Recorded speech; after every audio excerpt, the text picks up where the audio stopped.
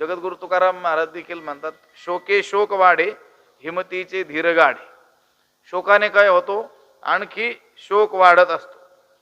मूढ लोक शोक करत असतात की माझ्या आता मरणोपरांत बायका मुलांचं काय होईल अशी चिंता वाहत असतात, काळजी करत असतात. आणि त्या शोकाने आणखी काय होत असतो, शोक वाढतच असतो. त्या महाभारतामध्ये एक वचन आहे, शोकस्थान सहस्राणी भयस्थान शतानीच दिवसे दिवसे मूढम आविशंती न पंडिता. जे मूढ लोक आहेत, मूर्ख लोक आहेत, त्यांच्यासाठी शोक करण्यास हजारो स्थानं आहेत म्हटले. हजारो कारण आहेत. काही कारण घेतात आणि शोक करत बसतात. फक्त काहीतरी कारण पाहिजे. भयस्थान शतानी